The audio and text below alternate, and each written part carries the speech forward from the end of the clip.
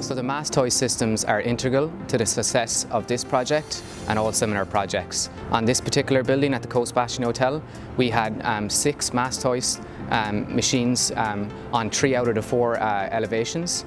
Unlike a swing stage, they allow us to work on a stable and safe platform. This is very, very important when you look at the geographical area that we're in right now. Right beside the coastline, you get high winds and very, very wet weather.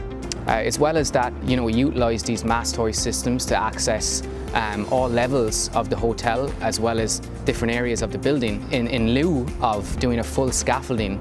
Reduces the overall project cost and allows a project manager like myself the flexibility to plan and schedule. AGF is the trade who supplies us with these Mast Hoist systems and also installs them, and they're a great partner to Centra.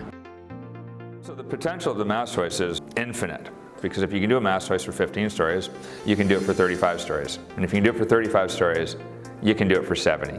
Things like shoring underneath to make sure it's supported properly, engineered brackets, how it's getting engineered and how it's getting attached to the building. These are all important things that will change by height, but the premise is that any height is achievable with the Mast Hoist.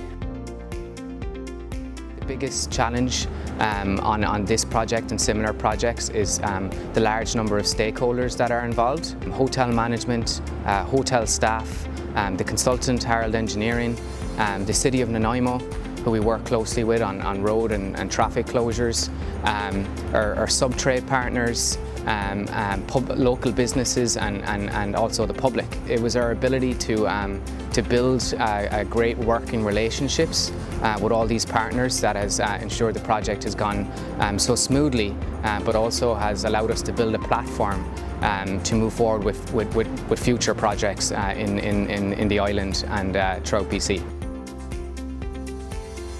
I believe this is an incredibly important job for looking at doing this type of project in an occupied hotel.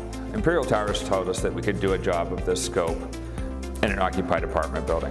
The difference with Imperial Towers is you've got owners.